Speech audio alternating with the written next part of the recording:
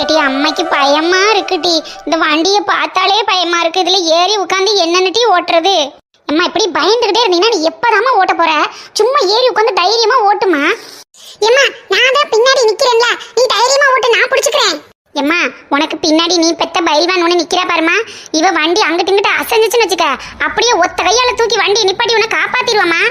ஆமா அம்மையை நான் தான் காப்பாத்துவேன். உனக்கு வண்டியே ஓட்ட தெரியாது, என்னமோ வந்து நின்றுட்டு சீன் போட்டுட்டு இருக்க. ஏய் நான் உன்னை சொன்னனா? உன்னை சொன்னது மாதிரி தேவையில்லாம எதுக்கு வந்து வழிய பேசிட்டு இருக்க? உங்ககிட்ட பேசவே எனக்கு பிடிக்கல. ஃபர்ஸ்ட் போ. ஏட்டிலா எனக்கு நீங்க வண்டியே கத்து கொடுக்க வேணாம். பேசாம 2 பேருமே வீட்டுக்கு போயிருங்க. பத்தன் தெருவுலையும் வந்து நின்றுகிட்டு கத்திட்டு கிடக்காளுங்க. எம்மா நீ ஏன் உட்காருமா, நான் பாத்துக்கிறேன். எம்மா சும்மா எங்களை திட்டிக்கிட்டு நேரத்தை கடத்தலாம் வண்டி ஓட்டாம வீட்டுக்கு போயிடலாம்னு நினைக்காத. பேசாம ஏறி உட்காருமா, ஸ்டார்ட் பண்ணுமா வண்டிய.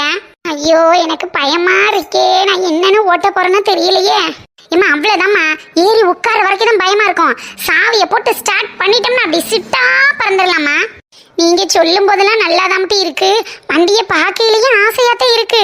ஏறி உட்கார்ந்தா தான் கைகாலாம் நடுங்குது. வண்டியை ஸ்டார்ட் பண்ணி ஆக்சிலேட்டர் திருவி சல்லுன்னு இழுத்தேன்னு வச்சுக்கோயேன், வண்டி சில்லுன்னு பறந்து போயிருமா. நீ ஓட்டுமா, நான் இருக்குமா.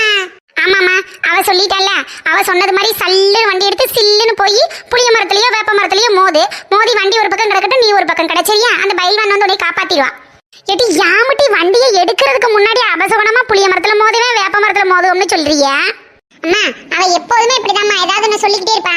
நீ வண்டி எடுமா, உனக்கு பயமா இருந்துச்சுன்னா நான் வேணா உனக்கு பின்னாடி உட்காந்து கட்டி பிடிச்சிக்கிட்டுமா. பிங்கு வேணாம் டி, நான் மட்டும் போய் மோதினா என்னோட போயிடும். அப்புறம் நீ வேற வந்து உட்காந்து மோதினா 2 பேரும் கிடக்க வேண்டியதான். அதனால நீ எல்லாம் வண்டியில வர வேணாம். அம்மா நல்லா கத்துக்கிற பிறகு உன்னை கூட்டிட்டு போறமா. சரி ஓகே, அதுக்கு மேல உங்க இஷ்டம்.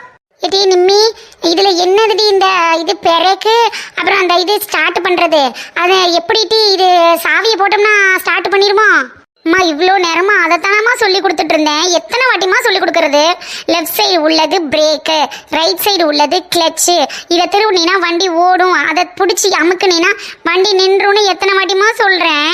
ஏட்டி லெஃப்ட் ரைட்டுன்னு என்னத்தையாவது சொல்லாது ஏட்டி. வல்லாங்கை பக்கம் சோத்தாங்கை பக்கம்னு சொல்லித்தாங்கட்டி, ஒரு இளவும் புரிய மாட்டேங்குது. அம்மா உனக்கு சொல்லி கொடுத்து எனக்கே வண்டி ஓட்டுறது மறந்துடும் போலம்மா. போமா அங்கிட்ட, நீ வண்டி ஓட்ட வேணாம், ஒன்றும் ஓட்ட வேணாம். உங்களுக்கு அம்மா அப்பான்னு நீங்க பிறந்த நாள்ல இருந்து மடியில தூக்கி வச்சுக்கிட்டு அம்மா செல்லு தங்கம் அப்பா செல்லு தங்கம்னு சொல்லி கொடுத்து தானே சொன்னீங்க. ஒவ்வொரு வார்த்தையும் நீங்களேவா கத்துக்கிட்டு வந்தீங்க. அம்மான்னு சொல்லி கொடுத்த உடனே அம்மான்னு சொல்லிட்டீங்க. அம்மா என்பீங்க, அம்மா என்பீங்க, மம் என்பீங்க. அதுக்கப்புறம் தானடி அம்மான்னு சொல்ல ஆரம்பிச்சிய. இப்பதான் எனக்கு சொல்லி கொடுக்கறதுக்கு 1க்கு 2 வாட்டி சொல்றதுக்கு இவ்வளவு கடுப்பு தட்டிட்டு தெரியுறாளுங்க. அம்மா நீ சொல்லி கொடுக்கலைனாலும் நாங்க அம்மா அப்பான்னு தான் சொல்லியிருப்போம். அப்புறம் உன்னையும் அப்பாவையும் தாத்தா பாட்டினா சொல்லியிருக்க போறோம். வாய் வியாக்கியானத்துக்கு ஒன்றும் குறைச்ச கிடையாது. ஆமா நான் பத்த 2க்கு வாயத்தானே ஆண்டவன் கொடுத்துருக்கான், வேற என்னத்தை கொடுத்துருக்கான். எதில ஒழுங்கா வந்து சொல்லி கொடுக்குறதா சொல்லி கொடுங்க, இல்லைன்னா வாங்கட்டி வண்டி எடுத்துட்டு வீட்டுக்கு போவான். அட இப்படி நடு காலில் ஒரு பெரிய சோஃபாவை நம்மளை தண்டி போட்டு அது மேலே நம்ம மல்லாக்க படுத்து இப்படி காலை தூக்கி மேலே வச்சு கையை தூக்கி ஃபோனை பிடிச்சி பார்க்குற அழகு இருக்குவார். அடடடடடா நமக்கு மட்டும்தான் இந்த வாழ்வா, இல்லை நாட்டில் இருக்கிற பல பேர் இப்படித்தான் சோஃபாலேயே படுத்துக்கிட்டு ஃபோன் பார்த்துக்கிட்டு இருக்காளாம் தெரியலையே. மானங்கட்டவ காலையில விடிஞ்சதுல இருந்து இந்த சோஃபாவை விட்டு எந்திரிக்காம கெரும மாடு படுத்து கிடந்தது மாதிரி படுத்து கிடக்கா. கிழவி யாரை திட்டுது? இவளுக்கெல்லாம் திங்கிற சோறு என்னன்னு செமிக்குதுன்னு தெரியல. இப்படி பொழுதோட சோபால படுத்துக்கிட்டு மல்லாக்க இந்த போனை பார்த்து கணச்சுக்கிட்டு சிரிச்சுக்கிட்டு இருக்கிறது தான் பொழப்பா இருக்கு. ஓஹோ அத்தை கிழவி நம்மளை தான் திட்டிகிட்டு இருக்கு. நம்மளாம் மானம் ரோசம் சூடு சொரணை இதெல்லாம் வாடகைக்கு விட்டு பல வருஷம் ஆச்சு. இவங்க வந்து நம்மளை திட்டி நம்மளுக்கு சொரணை ஏற்படுத்துறாங்க. சொரணை அட போ ஆத்தா. ஏடி உன்னைய இம்படுத்திட்டு திட்டிட்டு இருக்கனே, சோத்துல உப்பு போட்டு திங்கிறவளா இருந்தா அங்கக்குள்ள படுத்து கிடப்பல்லட்டி. அத்தை கிழவி நான் உப்பு போட்டு தான் சோறு திங்கிறேன்னு உன்கிட்ட வந்து யாரு சொன்னது? நாங்கெல்லாம் சோத்துல சுகரை போட்டு திங்க ஆரம்பிச்சு ரொம்ப நாள் ஆச்சு. கிளம்பு காத்து வரட்டும். முகரையும் மூஞ்சியும் பாரு, இவன் மூஞ்சியில முழிச்சிட்டு போனாலும் இன்னைக்கு பொழுது விளங்காது. யாரு முழிக்க சொன்னா? போ போ போ.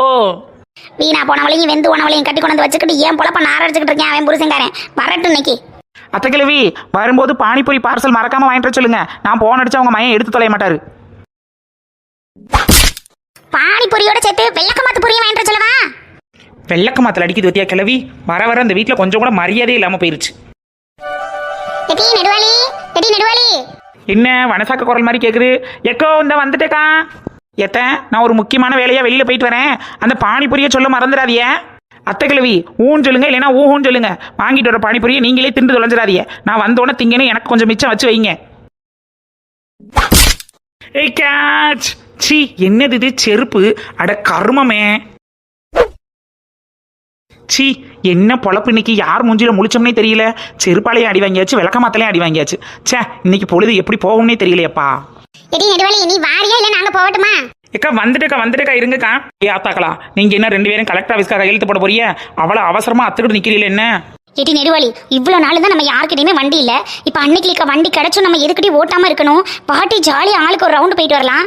ஏப்பா நான்லாம் எந்திரிச்சதுலேருந்தே வெட்டியாக தான் உட்காந்துக்கிட்டு இருக்கேன். நீங்கள் வர்றதுக்கு தான் லேட் பண்ணிட்டீங்க. காலையில் உங்களுக்காக எக்ஸ்ட்ரா 2 மணி நேரம் வெயிட் பண்ணி எக்ஸ்ட்ரா 2 டீ உள்ளே போயிருச்சு. இதனால என் மாமியாக்களை வீட்டை செருப்படியும் விளக்கமாத்து பூசையும் வாங்கினதா மிச்சம். எடி நெடுவாளி காலையிலே அர்ச்சனை அபிஷேகம்லாம் நடந்திருக்கோல் இருக்கு. அதெல்லாம் சகல ஐஸ்வர்ய நல்ல நல்ல வார்த்தைகளோடவும் சிறப்பாக நடந்து முடிஞ்சிருச்சு. சரி சீக்கிரட்டெல்லாம் வெளியில் போகக்கூடாது. வாங்க கிளம்புவோம். வெக்கங்கிட்டவ விளக்கமாத்து பூசை வாங்கினத பெருமையா சொல்றா. மானங்கிட்டவ செருப்படி பூசை வாங்கினத மரியாதையா சொல்றா. எத்தனை அடி வாங்கினாலும் அசராம அடுத்த வேலைக்கு சோறுதிம்பா இந்த நெடுவாளி. ஐயோ அன்னைக்கு வண்டி ஓட தெரியாம பிள்ளைய 2 பேர் மேலே விட்டு ஏத்திருச்சு ஒளிய. நான் என்ன செய்வேன்? லூஸ் அன்னைக்கிலிக்கா புள்ளைய மேலே விட்டு ஏத்திருக்க. நீ எல்லாம் பொம்பளையா? நீ வண்டி ஓட தெரியலன்னா பேசாம வீட்டில் இருக்க வேண்டியதானே? நெடுவாளியத்த நீங்க நினைக்கிறது மாதிரிலாம் ஒண்ணும் நடக்கல. அம்மாக்கு வண்டி பழைய கொடுத்து நாங்க டயர்டாகி போய் படுத்திருக்கோம். ஆமாட்டி நெடுவாளி. ஓஹோஹான் வெக்கம் இல்லாமல் சிரிச்சுக்குவேன். ஒரு சின்ன பிள்ளைய அதுக்கு உனக்கு வண்டி பழகி கொடுக்க போகிறதுக்கு டயர்டாகி போய் படுத்து கிடக்குன்னு சொல்லுதுங்க. நீ என்னடா பல்ல கடிக்கிட்டு ஈன்னு சிரிச்சுக்கிட்டு இருக்கிறவ. ஐயோ அத்தை எங்க அம்மாவுக்கு பிரேக் பிடிக்கிறது எப்படி, வண்டியை ஸ்டார்ட் பண்றது எப்படின்னு சொல்லி கொடுக்கறதுக்குள்ள எங்களுக்கு விடிஞ்சிரும் போல் இருக்கு. நீங்க உங்க கூட்டுக்காரிங்களுக்கு சொல்லி கொடுங்க, சொல்லி கொடுக்காம போங்க. வண்டியை ஓட்டுங்க, ஓட்டாம போங்க. எங்களை ஆளை விடுங்க. அம்மா நான் வேணும்னா மறுபடியும் ட்ரை பண்ணி பார்க்கவாம்மா? அடியே பிங்கு என் செல்ல மருமவளே, நீ வீட்டுக்கு போய் அக்கா கூட சேர்ந்து படி. நாங்கள் எல்லாரும் அம்மாவுக்கு சொல்லி கொடுத்துக்கிறோம் சரியா? நீ ரொம்ப கஷ்டப்படாதமா, கஷ்டப்படாத. இட்ஸ் ஓகே நான் போறேன்.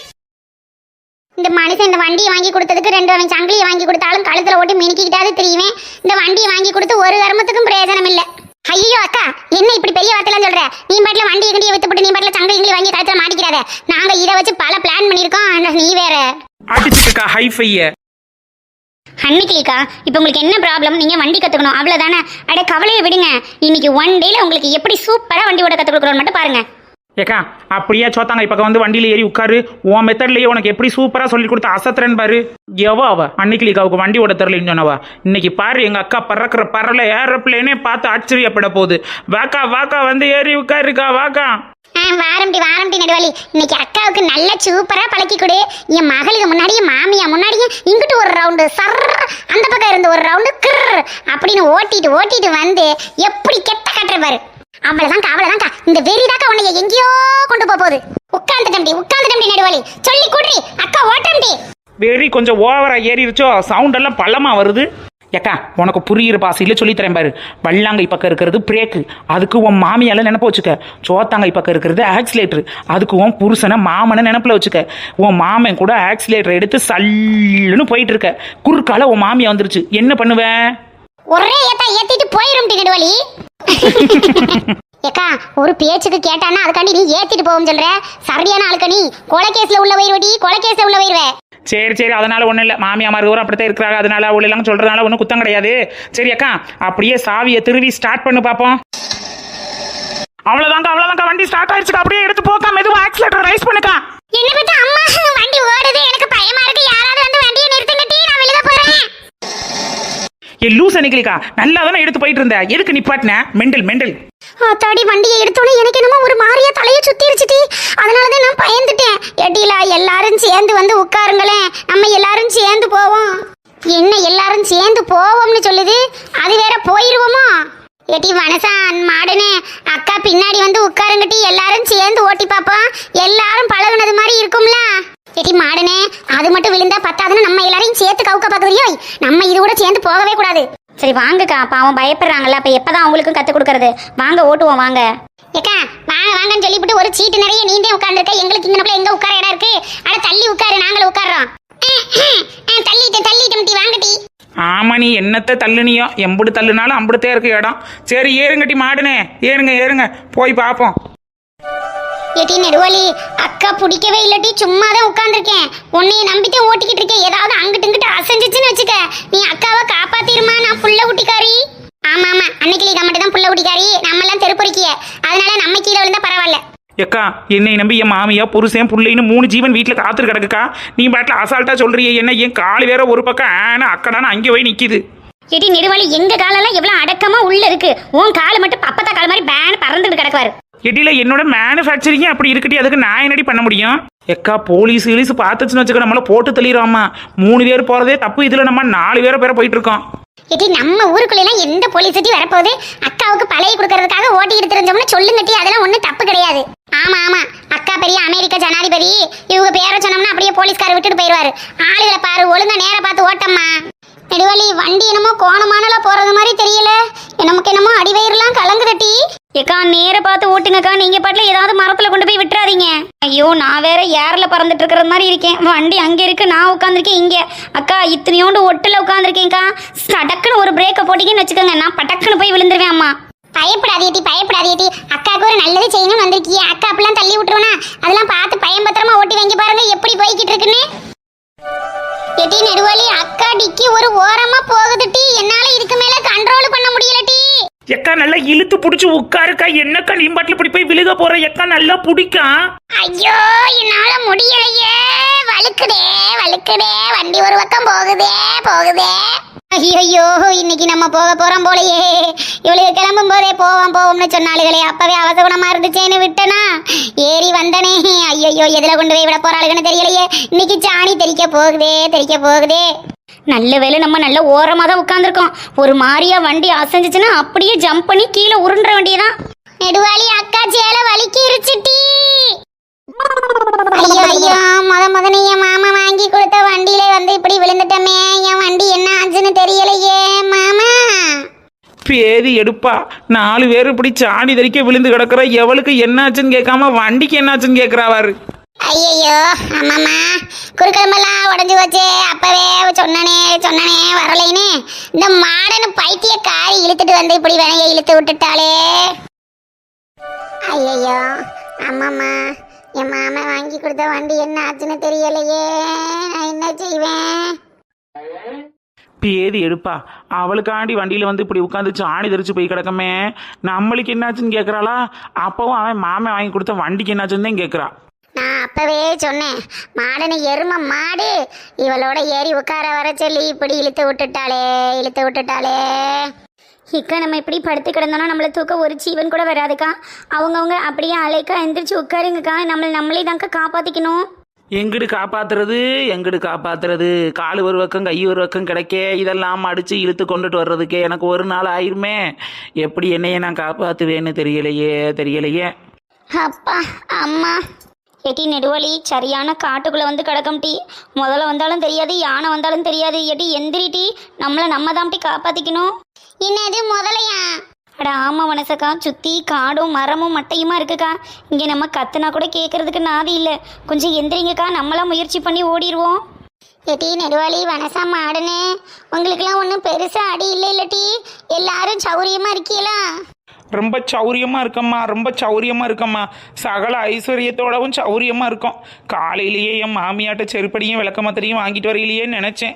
இன்றைக்கி நரி முகத்தில் முழிச்சனோ கழுத முகத்தில் முழிச்சனோ, எங்கே விழுந்து சாக போகிறனோ சாணி தெரிக்க போகுதோன்னு தெரியலையேன்னு நினச்சேன். விழுந்துட்டனே. ஏட்டிலா, எல்லாருக்கும் ரொம்ப முடியலைன்னா வாங்கட்டி அக்கா ஆஸ்பத்திரிக்கு கூட்டிகிட்டு போகிறேன். ஆளுக்கு ஒரு ஊசியை போட்டுட்டு வருவோம். என்னால் வீட்டுக்கு போய் உன் புருஷன் மார்க்கிட்டு திட்டு வாங்கிறாது ஏட்டி. ஏக்கா அந்த அளவுக்கெல்லாம் ஒன்றும் அடி பழமாக பட்டு காயம் ரத்தமெல்லாம் ஒன்றும் வரலை. லேசாக உள்காயமாக தான் இருக்குது. ஒன்றும் பிரச்சனை இல்லை. வாக்கா வீட்டுக்கு போய் அயோடெக்ஸை தேய்ச்சிட்டு படுத்தா சரியாக போயிடும்.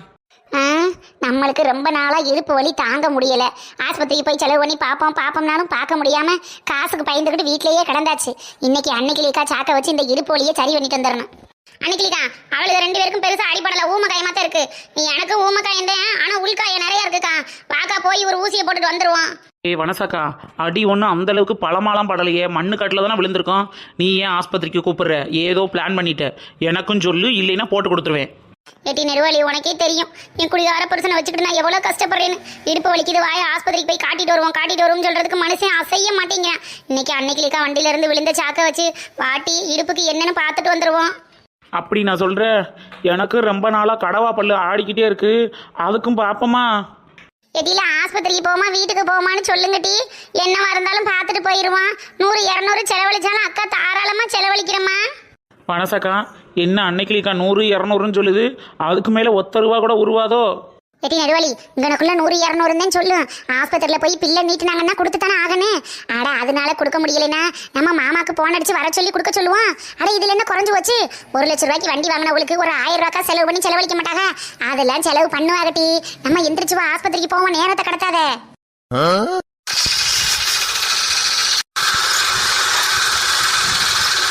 இறங்குங்கம்மா இறங்குங்கம்மா, ஆஸ்பத்திரி வந்துருச்சு, இறங்குங்கம்மா. பேதியில போவான், நடந்தே வந்தாலும் 10 நிமிஷத்துல வந்துடலாம். இவளுகளை கூட்டிக்கிட்டு நடந்து வர வேணாமேன்னு ஆட்டோல வந்ததுக்கு 150 ரூபா வாங்கிட்டானே.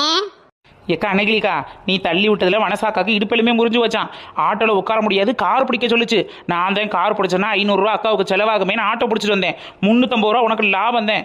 காருக்காரனா இருந்தா 500 ரூபா வாங்கியிருப்பேன். பேசாம உள்ளவா போய் வைத்தியம் பார்த்துட்டு வீட்டுக்கு போவான். அம்மா எட்டி வனசா, ஆஸ்பத்திரிக்கு உள்ளவா, நல்ல பிதுக்கு மருந்தா வாங்கி தரேன், போட்டுக்க. எட்டி நெடுவலி என்ன அன்னைக்கு 5 ரூபா பிதுக்கு மருந்து வாங்கி கொடுத்து வெளியில விரட்டி விட்டுரும் போலயே. நம்ம ஒரு பிளான் பண்ணா அது ஒரு பிளான் பண்ணுது. அது என்னவோ பண்ணிட்டு போகுது, நம்ம உள்ளேக்கு போய் மத்ததை பாத்துக்கிறோம். நீ வா. அதுவும் சரிதான், உள்ளேக்கு போவோம்.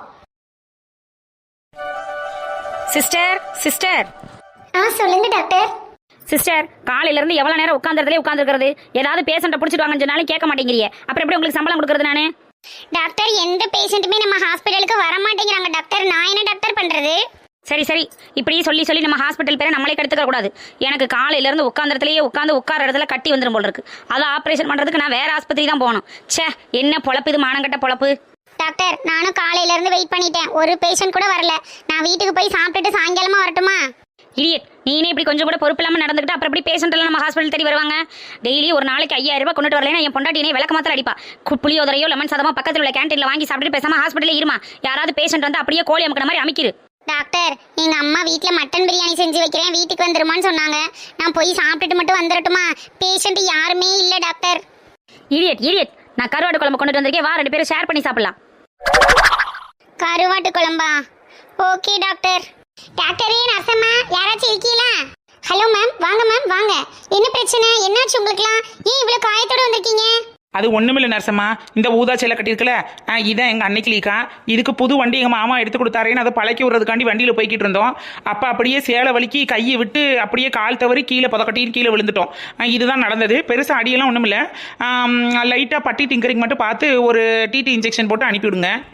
டாக்டர் டாக்டர் நமக்கு பேஷண்ட் கிடைச்சிட்டாங்க. சிஸ்டர், உங்களுக்கு 2 மாசம் சம்பளம் பேலன்ஸ் இருக்குல்ல? இவங்க 4 பேரையும் உஷார் பண்றீங்க. உங்க 2 மாசம் சம்பளத்தையும் எடுத்துக்கிட்டு எனக்கு இந்த மாசம் வீட்டு செலவுக்கு 10000 ரூபாய் ஒதுக்கி வைக்கிறீங்க. ஓகேவா?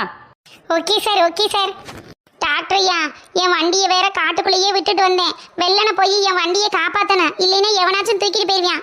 என் மாமி எனக்காண்டி பிறந்த நாளுக்கு கஷ்டப்பட்டு 1 லட்சம் ரூபாய்க்கு வாங்கி கொடுத்தாரு. அப்புறம் அந்த வழியில வந்து ஆட்டோக்காரை ஒருத்தன், அவன் 150 ரூபா வாங்கிட்டேன் டாக்டர் ஐயா. 150 ரூபாயா இந்த காட்டுல இருந்து இந்த ஆஸ்பத்திரிக்கு வர்றதுக்கு ஆகும். சரியான கொள்ளக்கார பயல்களா இருக்காங்க டாக்டர் ஐயா.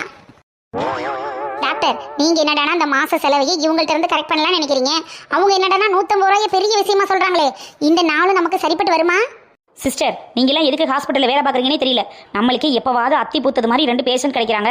அவங்களை எப்படி வளைச்சு போட்டு அவங்கள்ட்ட இருந்து காசு பிடுங்கணும்னு கொஞ்சம் கூட ஐடியா தெரியாம பைத்தியம் மாதிரி நின்று பேசிட்டு இருக்கீங்களே சிஸ்டர்.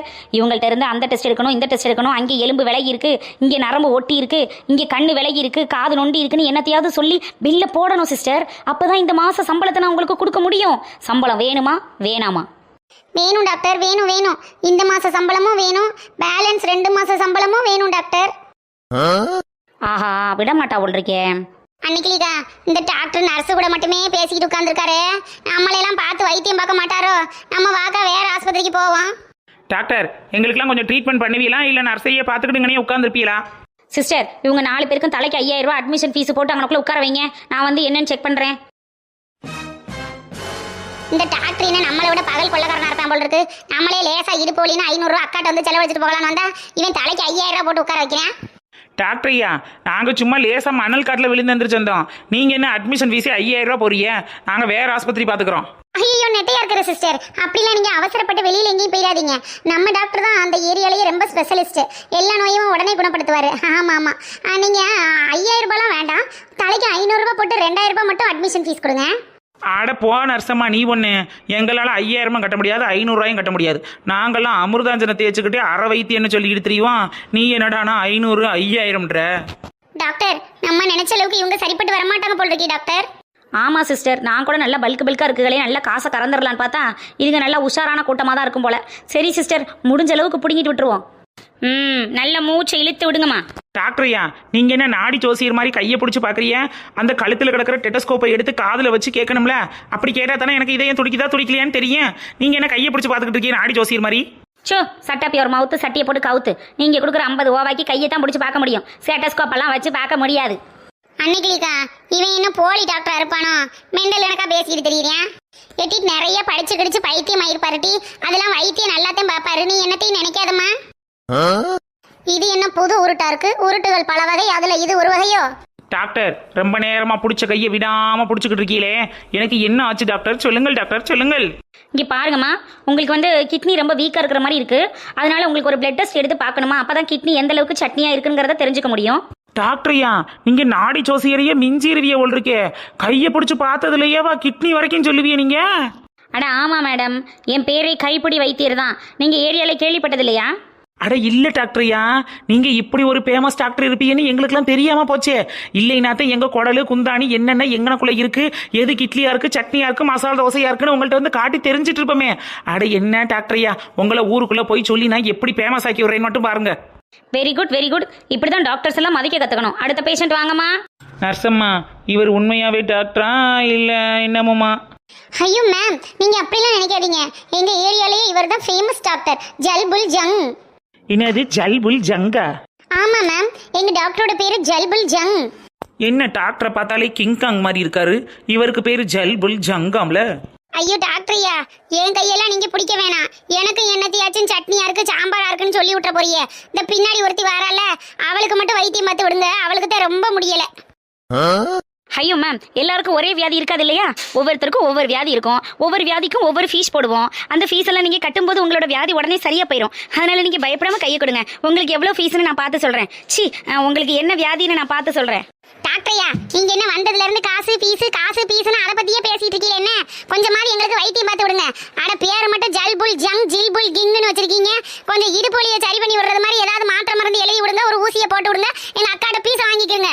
அட என்ன டாக்டர்யா, நீங்க விட்டா நானே ஊசியை போட்டுட்டு போயிருவேன் போல் இருக்கு. என்ன அந்த பொம்பளை ரொம்ப கோவக்கார பொம்பளையா இருக்குமோ? முதல்ல அதுக்கு ட்ரீட்மெண்ட் பார்க்கணும். மேடம், நீங்கள் கொஞ்சம் ஒதுக்கிட்டு அந்த மாவை கொஞ்சம் வர சொல்லுங்க. அவங்க வாயில் ஏதாவது ஆப்ரேஷன் பண்ண முடியுமான்னு பார்ப்போம். மேடம், நல்லா மூச்சை மேலே இழுத்துட்டு மெதுவாக கீழே விடுங்க பார்ப்போம்.